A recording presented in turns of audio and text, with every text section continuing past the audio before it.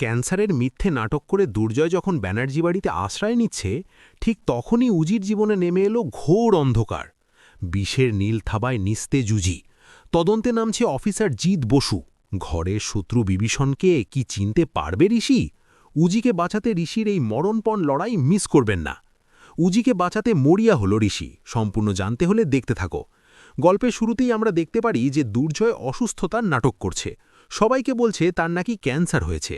এর মাঝখানে রাতের বেলায় শঙ্খ, ঐশী সবাই ঘুম থেকে উঠে পড়েছে। আর উঠে পড়েছে দাদু। উজি এসে বলে দাদু একটা ঘটনা ঘটেছে। রাত্রেবেলায় ঋষিবাবুর ফোনে বারবার মাসিমণি ফোন করছিল। আর আমি যখন ফোনটা রিসিভ করলাম তখন বলল যে মেষবসায়ের অবস্থা নাকি খুব খারাপ। এরপরে দাদুকে ঐশী বলে হ্যাঁ আমাকেও ফোন করেছিল আর বলল মেষর নাকি ক্যান্সার ধরা পড়েছে। এই অবস্থায় কি হবে আমরা কিছুই বুঝে উঠতে পারছি না।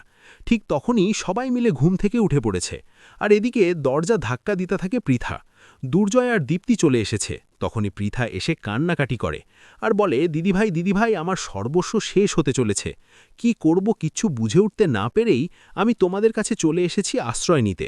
আমি জানি তুমি আমাদেরকে ফিরিয়ে দেবে না। ও অনেক অন্যায় করেছিল ঠিকই, আর অন্যায় করা শাস্তি এইবারে হাতে নাতে পাচ্ছে। দিদিভাই তুমি একটু বোঝার চেষ্টা করো।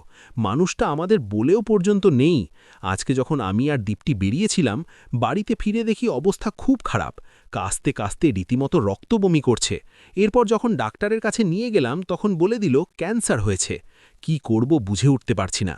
তাই তোমাদের কাছে এসেছি আশ্রয় নিতে। এরপরেই দাদু বলে চিন্তা করো না পৃথা, সব কিছু ঠিক হয়ে যাবে। আমরা তো আছি তোমাদের সাথে। তুমি এত ভয় পাচ্ছ কেন? দুর্জয় তুমি যে পাপ করেছ তার শাস্তি কিন্তু তুমি এবার পেলে। দেখলে তো, ভগবান কিন্তু কাউকেই ক্ষমা করেন না। এরপরে উজির কাছে হাত জোর করে ক্ষমা চায় দুর্জয় আর বলে আমাকে ক্ষমা করে দাও। আমি তো তোমাদের সাথে কম অন্যায় করিনি, অনেক অন্যায় করেছি। তাই আমি হাত জোর করে তোমার কাছে ক্ষমা চাইছি। এর মধ্যেই শোভা বলে দুর্জয় তুমি ক্ষমা পাবে কিনা জানি না, তবে এই বোনের মুখের দিকে তাকিয়ে আমি শুধুমাত্র তোমাকে ক্ষমা করতে রাজি হয়েছি। কারণ বোনটা তো আমার, তুমি আমার না হতে পারো। কিন্তু কি করবে এখন? এর মধ্যেই কাকুমণি বলে আমাদের মনে হয় আর একটা ডক্টরের ওপিনিয়ন নেওয়াটা ভালো হবে। কিন্তু তখনই দুর্জয় ভাবে সর্বনাশ, তাহলেই তো মিথ্যেটা ধরা পড়ে যাবে। ঘটনাটা কিছুটা আগে গেলে দেখা যায় দুর্জয় টাকা খাইয়ে ডাক্তারের কাছ থেকে ফলস ক্যান্সার রিপোর্ট বার করেছে। ডাক্তারকে বলেছে যে এই রিপোর্টটা বার করে দিতে পারলে আপনাকে অনেক টাকা দেওয়া হবে, কিন্তু রিপোর্টটা দেখতে যেন একদম জেনুইন লাগে, যাতে কারোর কোনো সন্দেহ না জাগে। তখনই ডাক্তারবাবু বলেছে আপনি চিন্তা করবেন না, আপনাকে যে রিপোর্ট আমি বানিয়ে দিলাম সেটা দেখে কারোর বোঝার সাধ্যও পর্যন্ত হবে না যে এটা ফলস। সেই জন্যই বলছি দয়া করে আপনি একটু সাবধানে থাকবেন। এর মাঝখানে দুর্জয় বলে না না, আমার জন্য তোমরা অনেক করেছো, আর যে কটা দিন বাঁচব নর্মালভাবে কাটিয়ে দিলেই হয়ে গেল। কিন্তু আমার ভয় হচ্ছে আমার স্ত্রী আর মেয়ের জন্য। এর মাঝখানেই তখন ঋষি বলে চিন্তা করো না, তোমার জন্য আমরা আছি। তোমার যা যা সাহায্য দরকার অবশ্যই আমরা সেই সব সাহায্য তোমাকে করব। কিন্তু তার আগে আমাদের কিছু কাজ বাকি আছে, সেগুলো করতে হবে। এর মাঝখানে দুর্জয়কে গাড়িতে তুলে দিয়ে আসতে যায় শঙ্খ। শঙ্খ তখন বলে মেসোমশাই সব ঠিক আছে তো? এদিকে নিহারিকা ভাবে কেন জানি না মনে হচ্ছে দুর্জয় একটু বেশি পরিমাণে নাটক করছে। কারণ এই দুর্জয়দা যে কতটা ডেঞ্জারাস সেটা আমি খুব ভালো মতন জানি। কি কি করতে পারে আর কি না করতে পারে সেটা সম্পর্কে আমার যথেষ্ট আইডিয়া আছে। আচ্ছা, ক্যান্সারের মিথ্যে নাটক করছে না তো? অন্যদিকে শঙ্খ বলে মেশো সব ঠিক আছে তো? তখন দুর্জয় বলে হ্যাঁ শঙ্খ, সব ঠিক আছে। সবাই আমার জন্য যা তোমরা চিন্তা করলে, আমি বুঝতে পেরেছি তোমরা ঠিক আমাকে কতটা ভালোবাসো, আর আমি কত বড় মূর্খের মতন কাজ করেছিলাম। এর মাঝখানেই শঙ্খ কথা বলতে থাকে জিৎ বসুর সাথে। জিৎ বসু বলে ঋষি আমরা এখনও পর্যন্ত সেই দুজন গুন্ডাকে ধরতে পারিনি যারা কিনা কোর্টে আপনার ওপর গুলি চালিয়েছিল, তবে আমরা চেষ্টা চালিয়ে যাচ্ছি। ঋষি তখন বলে আচ্ছা আপনার সন্দেহ হয় কার ওপর? সন্দেহ হয় তখনই জিৎ বসু বলে নিশামিত্র তো সন্দেহ তালিকায় সবার প্রথমে আছে, তবে আমি খোঁজ লাগাচ্ছি, দেখছি কতদূর কি করা যায়। এর মাঝখানে উজির সাথে কথা বলতে থাকে ঋষি আর বলে তুমি জানো অফিসার জিৎ বসু কি বলছিল? বলছিল কোর্টে আমার ওপর যারা হামলা করেছে তারা নাকি তোমার দিদির লোক, মানে একদম সন্দেহ করছে। তুমি এটা ভাবো যে তাহলে কি তুমি বাঁচিয়ে আমাকে এটা প্রমাণ করতে চেয়েছিলে যে তুমি আমার কতটা খেয়াল রাখো? তখন উজি বলে দেখুন, আপনি বিশ্বাস করবেন কি করবেন না সেটা সম্পূর্ণ আপনার ব্যাপার, তবে একটা কথা আমি আপনাকে জানাচ্ছি, আপনার দিকে আসা সমস্ত বিপদের সামনে ঢাল হয়ে দাঁড়াবে এই উজ্জ্বলা মিত্র, এইটুকু কথা দিলাম। শুধু আমি আপনাকে এটুকুই বলতে চাই যে আমি আপনাকে প্রোটেক্ট করব, কোনো বিপদ আপনার কাছে আসতে দেব না। তারপর বিশ্বাস করবেন কি করবেন না সেটা সম্পূর্ণ আপনার ব্যাপার। এর মাঝখানে ঋষি নিচে বিছানা করে ঘুমাবে বলে, আর উজিকে বিছানায় ঘুমানোর জন্য বলে। তখন উজি বলে, এটা তো আপনার ঘর, আপনার ঘরে আপনি বিছানার ওপর ঘুমাবেন, সেটাই তো স্বাভাবিক ব্যাপার, তাই নয় কি? শুধু শুধু আপনি কেন নিচে ঘুমাতে যাবেন? তখন ঋষি বলে, তোমাকে যেটা বললাম সেটা করো, তুমি একদম বেশি বাড়াবাড়ি করবে না কিন্তু। উজি বলে, আমার কাছে আর কোনো উপায় নেই। এরপর ঋষির পাশেই ঘুমিয়ে পড়ার চেষ্টা করে উজি, আর তখন ঋষি রেগে গিয়ে ওপরে ঘুমিয়ে পড়ে, আর উজিও ওপরে ঘুমিয়ে পড়ে।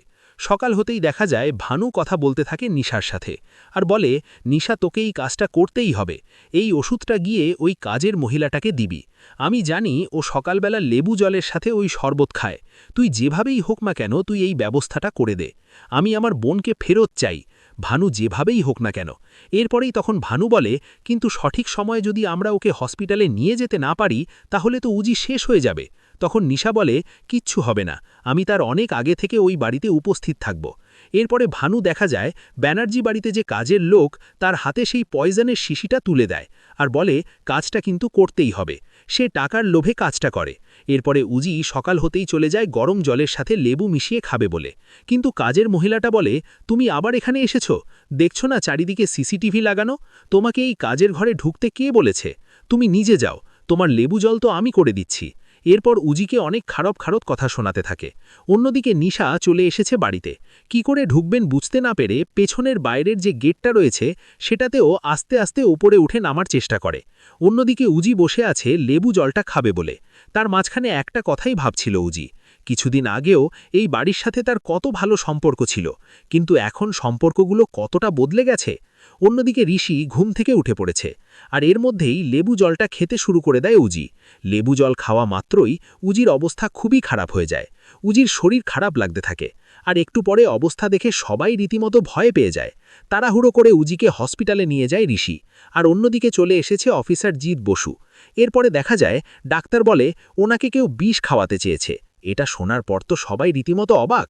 আর তখনই জিৎ বসু বলে, আমরা এই কেসটার তদন্ত করছি, তবে আমাদের দৃঢ় বিশ্বাস আপনার বাড়ির লোকে এই কাজটা করেছে, কারণ বাইরের লোক তো আর এইভাবে এসে বিষ দিতে পারবে না, আর সেটা সম্ভবও না। উজির কথা ভেবে তখন ঋষি ভাবে উজিকে বাঁচাতেই হবে, যেভাবেই হোক ডাক্তারবাবু। তখন ঋষি ভাবে, কে বারবার এইভাবে আমাদের পরিবারের মানুষের ক্ষতি করার চেষ্টা করছে? নিশা মিত্রর দিকে আঙুল এবারে ওঠে না, কারণ যেহেতু উজির দিদি হলো নিশা মিত্র, তাই অফিসার কোনোভাবেই নিশার দিকে সন্দেহ দিতে পারে না। কিন্তু নিশাই যে এই কাজটা করিয়েছে শুধুমাত্র উজি আর ঋষিকে আলাদা করার জন্য, সেটা এখনও পর্যন্ত অফিসার জিৎ বসু বুঝে উঠতে পারেনি। আর ঋষি ভাবে, যেভাবেই হোক উজিকে বাঁচাতেই হবে।